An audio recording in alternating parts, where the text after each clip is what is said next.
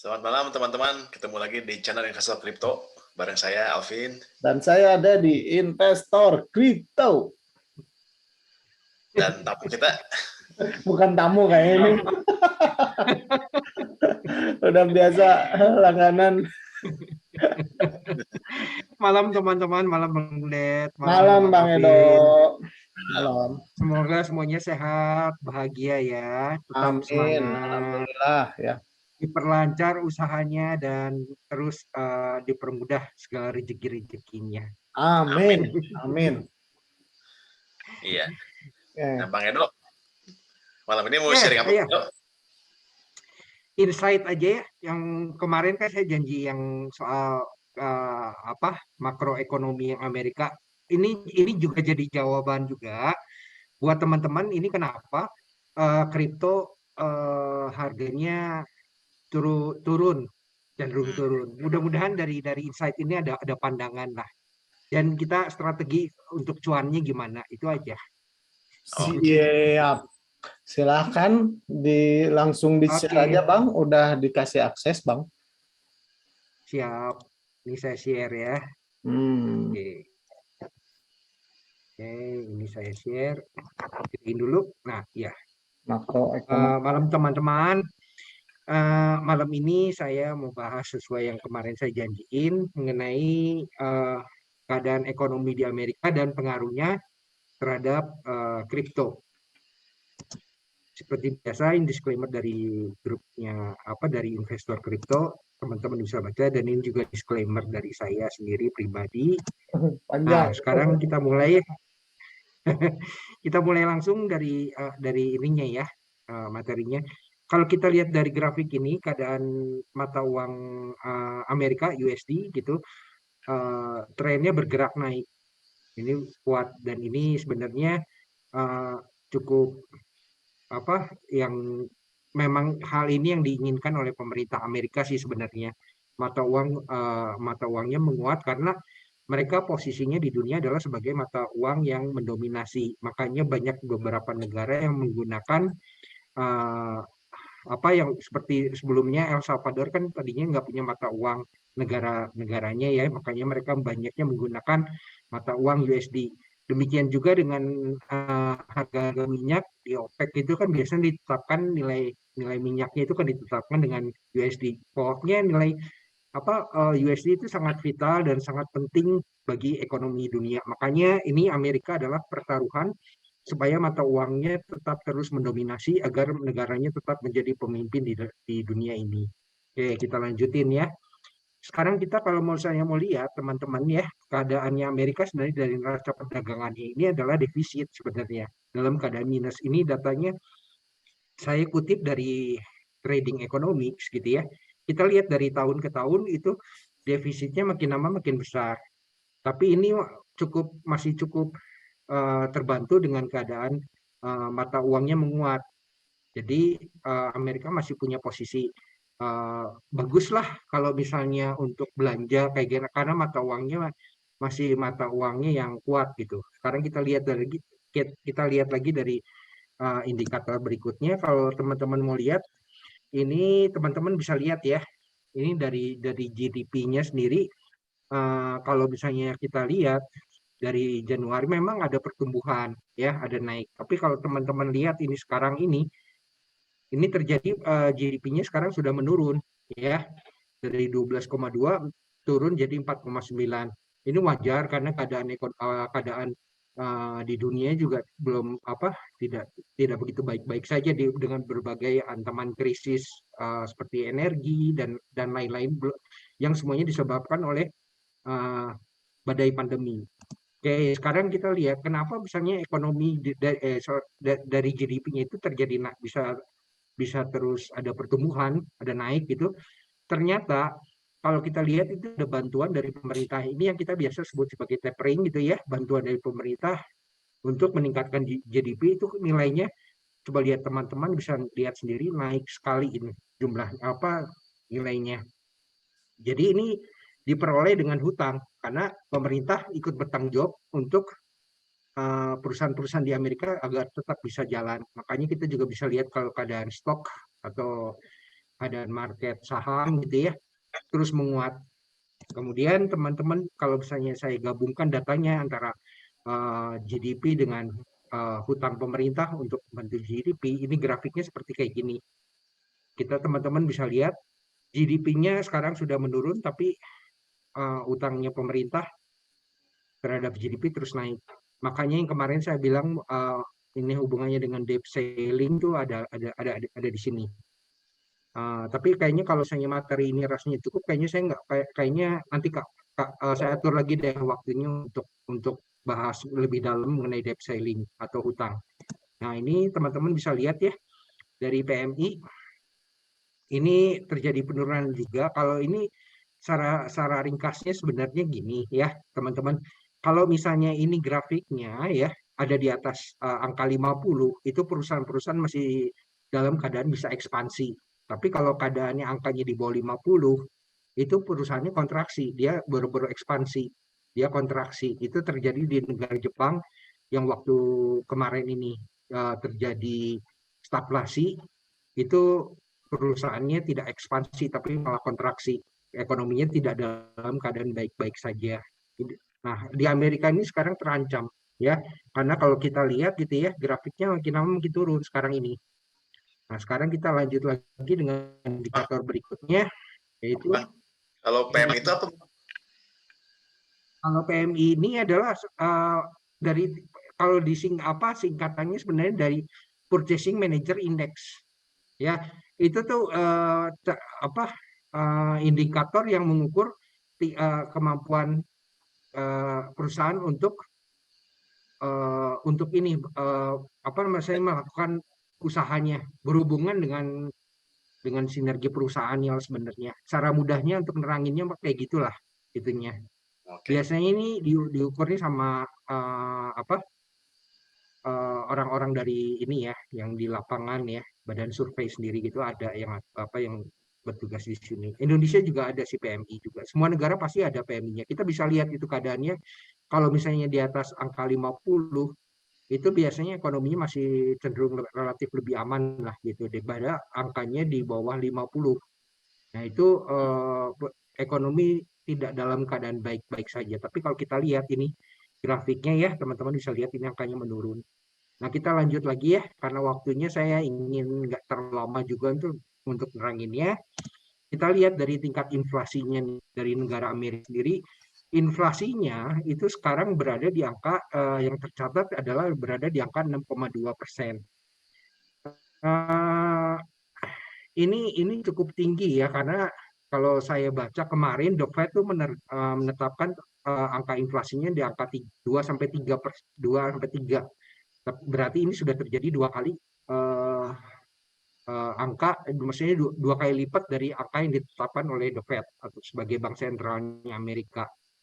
Inflasi ini tidak dibarengi dengan suku bunga. Suku bunganya malah flat kayak gimana. Biasanya untuk menekan angka inflasi, biasanya bank sentral The Fed itu melakukan kebijakan suku bunga. Jadi kalau inflasinya tinggi, untuk mengeremnya biasanya bank sentral itu menaikkan suku bunga untuk menekan angka inflasi. Tapi ini malah enggak, malah didiamin padahal angka inflasinya terus meninggi. Kenapa didiamin, Bang? Kenapa didiamin? Karena gini, karena keadaannya sendiri Amerika ini cenderungnya menuju ekonominya tuh kalau saya lihat baca juga ya sebenarnya ini udah mirip-mirip kayak Cina ya sebenarnya ya. Cina kan sekarang kalau saya lihat analisa tuh udah dalam keadaan stagflasi sebenarnya dengan ancaman berbagai krisis yang terjadi ya, dari COVID, terus kemudian krisis energi, terus kayak gitu ada bubble dari properti dengan kasus yang keluar yaitu Evergrande, dan itu berakibat impact dengan beberapa perusahaan-perusahaan properti. Itu cukup memukul ekonomi di Cina sebenarnya. Nah, ini di Amerika pun sama terjadi hal yang demikian. Makanya ini kalau misalnya teman-teman mau lihat angka stagflasi, kalau saya kutip dari Wikipedia ya itunya ekonominya mulai menurun pertumbuhannya ya, kemudian pengangguran juga meningkat. ya. Kalau misalnya lihat tadi kan pertumbuhan ekonomi menurun tuh, kata teman-teman bisa lihat nih dari PMI-nya nih tuh. Angkanya menurun kan ini. Sementara pengangguran juga meningkat. Nah, Bang, kita lanjut. kalau inflasi itu tadi kan 6,2 ya terakhirnya. Ya, Yang itu teh kebilang tinggi ya, bagus. Biasanya normalnya berapa ya? Kayak sesuai yang ditetapkan oleh Bank Sentral di awal setiap tahun tuh biasanya Bank Sentral tuh netepin angka inflasinya yang targetnya berapa gitu. Kalau misalnya hmm. angka inflasinya terlalu tinggi itu nggak bagus pasti.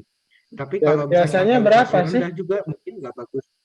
Bias Masing-masing negara beda-beda Bang Ded, dan itu oh gitu. ditetapkan berdasarkan kondisi kondisi keadaan juga gitu. Kalau Amerika sih yang saya baca kemarin deh netepin di angka targetnya di 2-3%. Berarti double ya. Udah naiknya udah 2 kali lipat sebenarnya Hmm. itunya angka angka inflasinya. Dan ini sebenarnya ini juga sih apa harusnya gitu ya, beberapa beberapa pemikiran kenapa Bank Sentral atau The Fed itu nggak menaikkan suku bunga, nggak melakukan kebijakan suku bunga. Ternyata ada beberapa jawaban yang mungkin ada di beberapa halaman ini. Tapi sebelumnya ini yang saya jelaskan, ini Amerika akan menuju dalam keadaan stagflasi, ya. Stagflasi udah saya jelasin. Ini penyebab dari semua ini adalah ya ini COVID. Kalau kita lihat grafiknya, COVID-nya tuh makin lama makin naik datanya, ya. Angkanya terus naik itu sedang walaupun dibarengi dengan vaksin yang terus ditingkatkan gitu ya, tapi belum terlihat grafiknya ini, belum terlihat ada penurunan angka COVID-nya ini gitu. Ini dari data yang tersaji mengatakannya begitu angkanya gitu, ya. Jadi selama penyebaran COVID ini termasuk Amerika, bukan cuma di Amerika aja tapi seluruh dunia, tapi khusus untuk malam ini saya menerangkan di Amerika ya, USA gitu ya. Jadi banyak industri yang memang harus tutup karena keadaan pandemi itu. Dan selama masa pandemi itu kebanyakan rata-rata orang tuh jadi terisolasi. Yang pastinya menjadi aktivitas di industri juga pasti ya terganggu. Nah, yang harus diperhatikan juga karena industrinya terganggu, yang tentunya akan menyebabkan supply jadi berkurang. Sementara permintaan barang dan jasa juga tetap ada, bahkan cenderung meningkat kebutuhannya itu, ya. Nah, sekarang ketika isolasinya dilonggarkan, ya, ternyata permintaannya itu tetap terus meningkat, ya, dan industri-industri belum beroperasional seperti biasa sebelum masa pandemi. Jadi kapasitas produksi belum meningkat sebenarnya, tapi demand-nya terus naik gitu. Itu yang menyebabkan ketimpangan. Makanya kita bisa lihat juga harga-harga banyak yang melambung tinggi. Kita bisa lihat lah contoh-contoh beberapa komponen elektronik, kalau misalnya HP atau misalnya VGA tuh yang paling dilihat oleh orang-orang gitu ya, harganya bisa naik sampai 2 kali. VGA tuh peripheral komputer yang dipakai kalau di miner untuk mining, kalau di grafis untuk bekerja gitu. Nah, ini semuanya ini terjadi juga akibatnya karena di Amerika terjadi krisis rantai pasokan. Nah, krisis rantai pasokan kalau misalnya kita lihat di Bloomberg gitu ya, kita lihat data-datanya tuh terjadi delay di pelabuhan. Ya karena itu produksi industri itu produksinya belum normal, masih masih berjalannya belum bisa memenuhi kebutuhan pasar.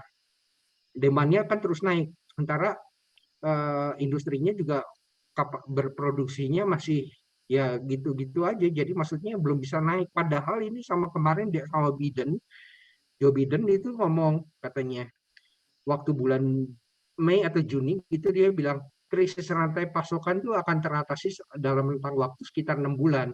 Nah ini sekarang udah bulan November, berarti 1 bulan lagi. Tapi kalau misalnya kita lihat datanya ternyata belum ada perbaikan. Ya, ini kita lihat datanya tuh. Jumlah antrian masih terus naik. Nah, padahal Joe Biden kemarin sudah pernah memerintahkan untuk airportnya itu buka 24 jam. dan industri terus disuplai digenjot oleh pemerintah supaya terus berproduksi, juga dibantu dengan dana-dana bantuan dari pemerintah juga, tapi ini belum ada solusinya gitu. Nah, ini menyebabkan efeknya jadi berantai sebenarnya ke beberapa negara juga, termasuk di Indonesia juga kena juga dampaknya mengenai krisis rantai pasokan, karena semua negara itu pasti berhubungan antara satu industri ke industri lain. Ada yang industrinya setengah jadi, ada yang industrinya yang butuh bahan baku atau kayak gimana. Ini semua namanya industri selalu saling bersinergi dan berhubungan. Satu keran macet pasti ada impact-nya juga dengan keran yang lain. Nah, kemacetan di kapal kontainer ini jadi udah memecahin rekor sebenarnya, karena antrian di kapal naik, kemudian rata-rata waktu menunggu jadi meningkat 16,9 hari. Jadi udah 2 kali lipat dari 2 bulan yang lalu. Ini berita yang saya baca dari pelabuhan Waptek LA, ya. Nah, kita lihat nih akibat kacauan dari krisis rantai pasokan, ya. Kita lihat dari PPI-nya atau Producer Price Index, ya. Harga produsernya itu sekarang udah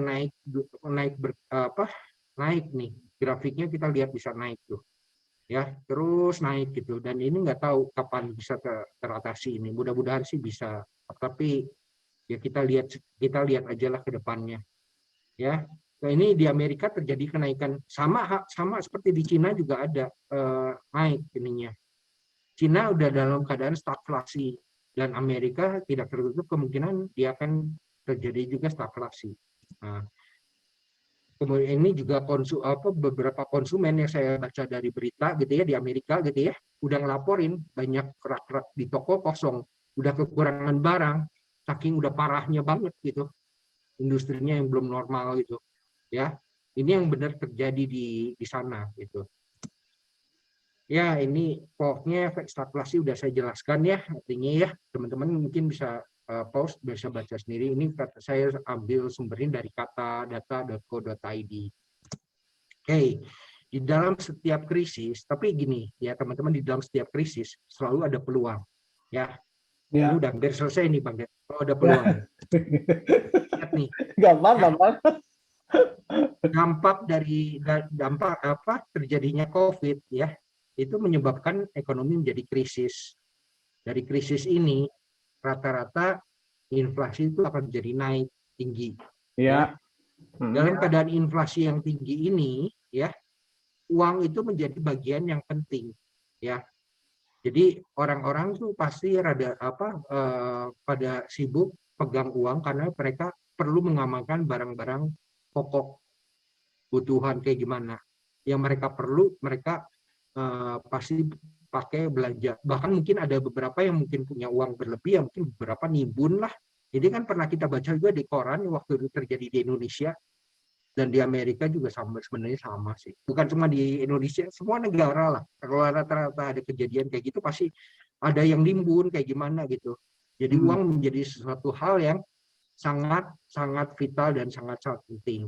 Nah, ketika kebutuhan sudah mulai terpenuhnya cukup, biasanya ya rata-rata orang yang mampu gitu ya, mereka akan memikirkan bagaimana supaya aset mereka tuh tidak turun ya.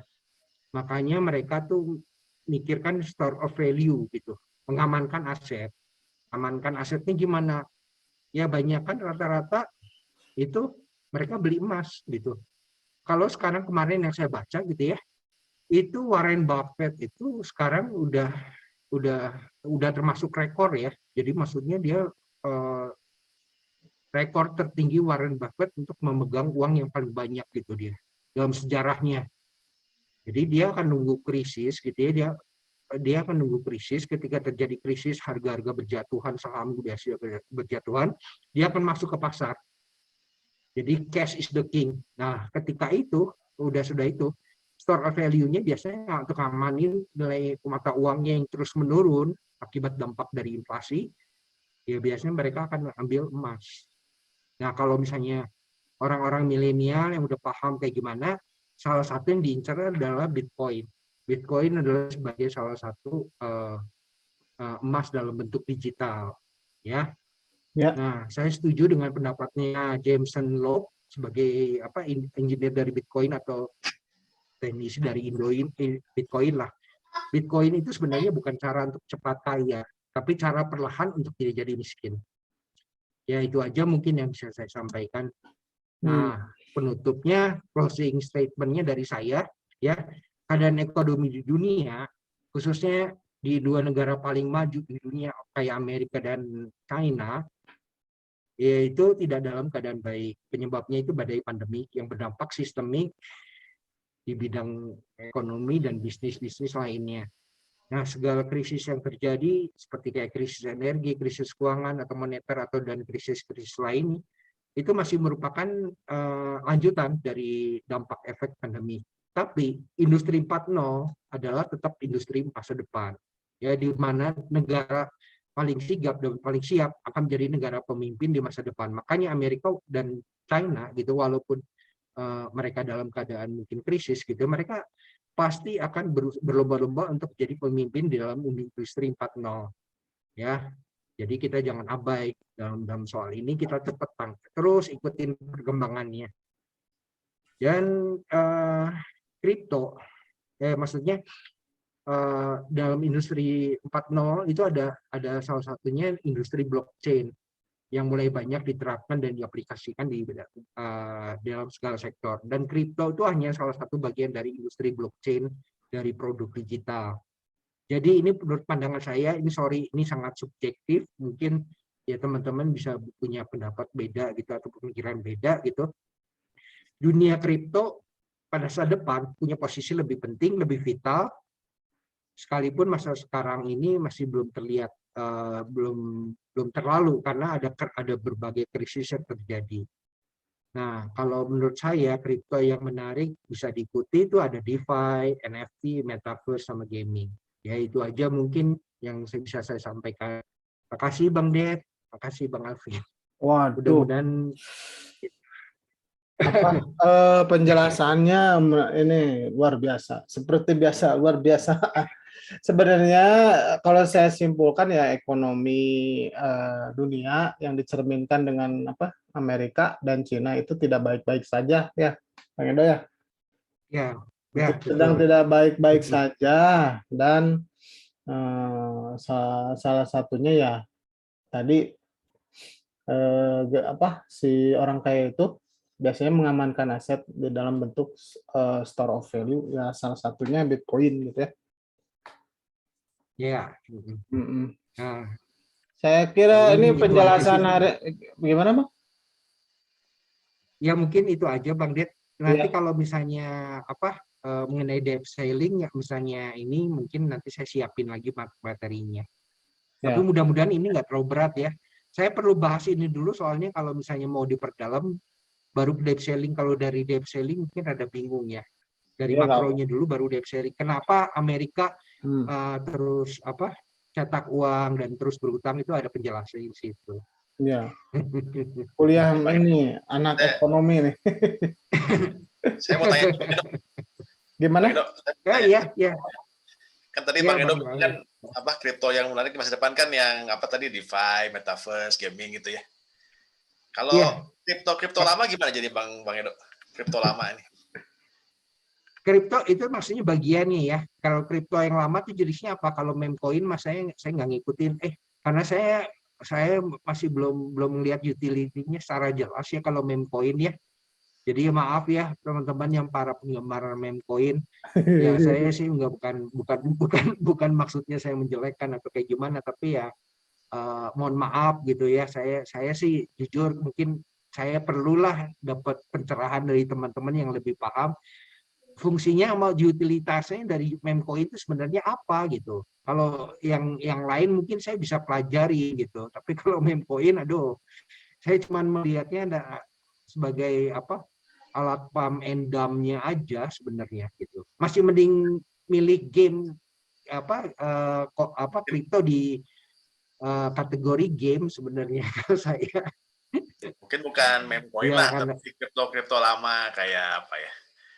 Silika gitu-gitu kan jadi kayak kalau itu ya, kalau Kalau itu mungkin gue bisa bukan bantu jawab ya, komentar lah gitu. Yang kan sebenarnya kayak koin lama misalnya apa? Misalkan Ethereum, Cardano atau siapa.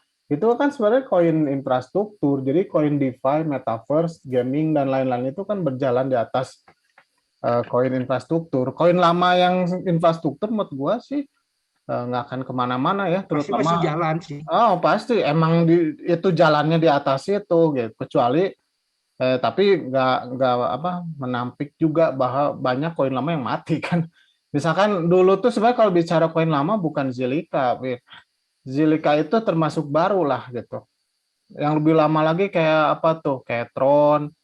Itu kan mungkin udah mulai nggak kedengeran atau apalagi. Yang lebih lama lagi ada tuh. Ntar ya, gua lihat sih. Penasaran juga yang lama-lama. Litecoin. Kayak Litecoin. Sebenarnya Litecoin. itu masih aktif, komunitinya masih aktif. Kalau Litecoin itu jenisnya kalau saya amatin lebih mengarahnya ke remittance gitu sebenarnya. Tapi kalau dari remittance gitu, saya lebih milih XRP sebenarnya Iya. daripada Litecoin. Kayak Gitu. ada tuh dulu tuh aduh apa ya? Ya apa banyak yang mati, Prit. Banyak yang mati juga kayak kalau Cosmos Cosmos kayak gitu masih baru lah gitu. Kayak Hashgraph kayak gitu-gitu. Ada yang lama tuh apa ya? Aduh lupa gua. Jadi berarti kesimpulannya koin-koin ini nggak kehajar sama koin baru kan? Kalau yang apa yang komunitasnya makin kuat gitu kayak misalkan XRP, Cardano atau misalkan sekarang Solana gitu. Kalau Solana rada baru ya gitu. Enggak, ini soalnya si DeFi itu berjalan di atas mereka gitu, si DeFi, Metaverse dan lain-lain gitu. Iya. Tapi enggak menampik juga banyak banget yang pada turun ke bawah gitu. Dulu tuh banyak udah DeFi itu kan DeFi itu maksudnya Silika juga nanti ke depan dia nyediain DeFi ya siapa tahu ya. Kan itu kan Silika tuh cuman nama, tapi dia kan utilitas dari koinnya itu dia punya arahnya mau dikembanginnya ke arah mana itu kan terserah dari developernya. Iya, dia mah ini gede apa koin lumayan infrastruktur gitu.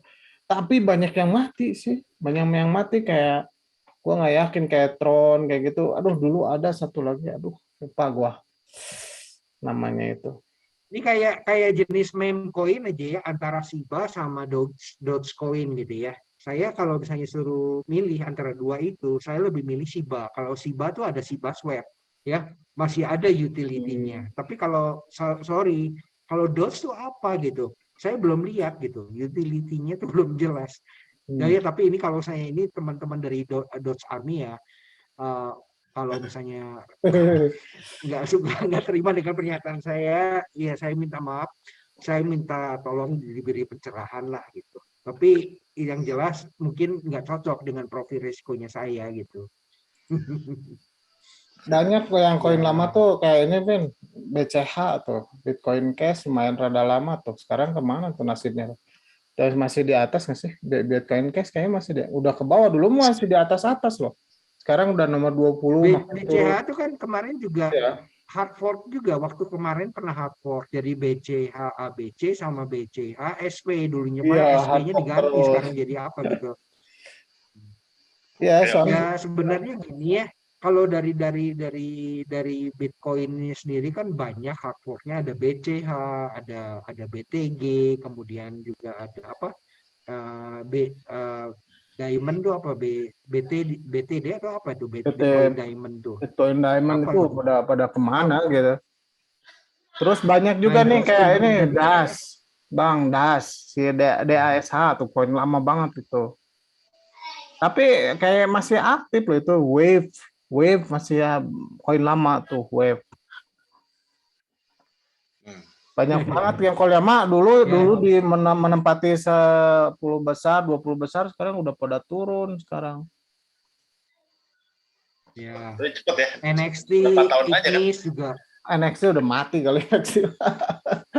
Udah nggak diikuti developernya juga udah kemana dia nomor berapa intinya juga. Ya, itu NXT tuh padahal dia koin awal-awal loh. Ya terus ada Ignis juga, itu kan hard fork-nya dari NXT, itu juga udah Ya, kayaknya sama lah, udah ditinggalin lah sama developer. Jadi memang ke dalam kriptonya sendiri kan sebenarnya ada beberapa koin. hmm, Ya koin itu mereka juga saling saling berkompetisi dan saling berlomba sih sebenarnya. Kayak Ethereum gitu marketnya. Sekarang kan demi apa udah banyak juga digerogotin sama Solana, karena Solana kan gas ya. fee-nya murah banget. Enggak, Ekosistemnya udah mulai terus berkembang gitu. Bang, Solana kemarin malah saya bikin video nyobain itu 0,05 Bang, Sol itunya gas fee-nya Iya, mahal itu kalau dengan harga $200. ya, Coba tapi dibandingin sama Ethereum, tapi masih ya masih murah Solana lah gitu. Saya ya, kemarin barusan saya upload video ya tentang gas fee-nya si Solana. Sekali transaksi hampir 150.000 loh. Ya buat kita mahal gitu. oh iya, Iya, iya mahal segitu. coba aja tonton video abis ini Bang. Ada kita sih nyobain ya. Emang nggak semahal Ethereum ya gitu. Cuman Hmm. 150.000 sekali swap gua. Solana Biasa tuh sih. nggak tahu gitu Tapi harga. ekosistemnya saya lihat itu Mm-mm. apa pesat Oh, gitu Solana. ya video kita hari ini nih barusan tadi jam 9-an gua upload sambil nunggu ini. Hmm. Itu gue cerita koin-koin di Solana gitu, pengalaman gue cobain juga di walletnya, cobain gitu. Hmm. Menurut gue sih ya, kalau dibandingin Ethereum mah ya tetap ya lebih mahal Ethereum gitu, tapi 150.000 gila sekali. Gue ngirim dari Hotbit ke wallet Phantom ya, itu 0,05 Sol itunya transaction fee-nya, dan harganya $210, kaliin 0,05, 10-11 dolar. Berarti kalau gitu sekarang masih tetap di ini ya, yang paling favorit, paling murah tetap di BSC ya. Ya iya, kalau itu Binance ya. iya makanya orang nggak tahu ya seorang kalau Solana tuh cepet banget kelebihannya. Lihat aja videonya saya praktekin tuh si Solana tuh cepet banget, beneran cepet itu ngirim saya dari Hotbit ke walletnya 1 detik kayaknya langsung langsung muncul. Tapi ya itu dia, gue pas gue lihat $11. Wow, Oh iya, ya, ya, lumayan yang lumayan. paling murah mah sebenarnya ya Tron murah, Tron tuh murah loh di ininya apa fee-nya gitu, XRP murah, XLM murah gitu. Banyak yang murah tuh banyak gitu. Tapi Solana mahal ya mungkin nggak tahu juga ya. Oh gue lihat Tapi kalau coba tapi kalau Tron tuh masih belum banyak gamenya. Saya lagi ngikutin game nih. ya ya itu dia. Tron tuh kayak Ghost Protocol kayak gitu. Orang bilang kayak gitu. Jadi udah sepi lah gitu. Kayak ini belum banyak aplikasi kayak Cardano juga belum banyak kan. Solana emang banyak banget, udah mulai banyak Solana aplikasinya Gamenya juga. bagus-bagus loh Bang Ded. Itu Iya, benar, gamenya bagus-bagus sama NFT-nya itu. iya Itu kayak ya kemarin kita mau beli Star apa Pin? Star apa Pin? Star Atlas. Star Atlas. Star Atlas Star ya. Atlas. Itu saya Kalau naksir Star ini. Atlas ada BN-nya juga sih. Ada BSC-nya juga. Oh, ada BSC-nya ya bisa. Ada. Bang Ded, kalau saya suka ini, Illuvium juga keren. Cuman sayang jaringannya dari Ethereum nih. Tapi gamenya itu apa grafiknya tuh luar biasa keren. Itu kayaknya Iya, bakal banyak bakal banyak sekarang tuh ya lagi musim lah game-game metaverse, game NFT udah sekitar situ sih. ya Hype-nya paling itu cara cara cara gampang jadi sultan ya. ya susah juga. Susah juga kalau kita juga kalau hoki lah beli aksi Infinity dari awal lah baru hoki kan. Kalau udah mahal gini sama aja gitu. Apa yang sekarang lagi rame aksi Radio Caca gitu. Ada ya gua Ya, juga. tapi radio Caca lumayan. Bang Ded itu Metamonnya tuh modalnya kalau nggak salah berapa ya? 500.000 Iya, kalau nggak salah. iya. Caca itu Cuman kan sekarang udah ya, banyak 70 juta itu kan. Jadi ya udah banyak kan ya itu dia susah juga nggak gampang juga nyari apa hoki gitu Ya. tuh ya jarang juga sih. Cuma gimana caranya ya bisa dapat dari awal gitu ya? Ya nggak tahu ya. Nggak bisa sih ya kalau sebenarnya gini sebenarnya gue beberapa kali mengalami hal itu sebenarnya kan cuman nggak spektakuler Shiba Inu ataupun apa radio Caca. Misalkan kayak dulu lu kayak Koti lu beli murah kan dulu, tiba-tiba CTR naik kan. Terus gua ngalamin Ergo, gua pribadi mah ya Cardano lah dari 400 perak gitu. Terus gue yang rada sukses sih Yang Ergo, itu, Det, Koti apa? yang lu kan emang tinggi kan, tapi bertahun-tahun itu, Det. Kalau yang lain kan kayak aksi Radio Caca tuh Kayak ya bulan-bulan, beda sih bulan-bulan. kalau radio Caca kayak si Bainu kan tentang waktu yang cepat ya itu bedanya koin ya itu koin micin lah gue bilang. Tapi kayak ya Itu itu kalau misalnya mau dapat cuan dari raca gitu ya, kita harus mainin gamenya. Ya. Iya emang itu play itu teh play tapi modalnya itu, Heeh. tapi modalnya lumayan, 500.000 raca, itu sekitar 70 juta rupiah lah kalau Iya misalnya kalau digedein. dulu 500.000. Saya awal-awal punya kan Pokemon ya. kalau dulu awal-awal kan masih murah bang. Gitu. Ini udah habis nih bang waktunya nih, aduh si Jum beda ya. Iya, oke. Harusnya ngobrol Makasih, kayak teman-teman. gini dipisahin, bang. Ntar Oh iya, kapan-kapan kapan itu, besok atau iya? besok kita Besok ngobrol tuh, santai atau aja, kapan, terserah. nggak usah pakai slide bang Boleh? besok bang. Oke deh. Boleh. Yo, Oke, thank you. thank you, Bang Den. Thank you. Oke.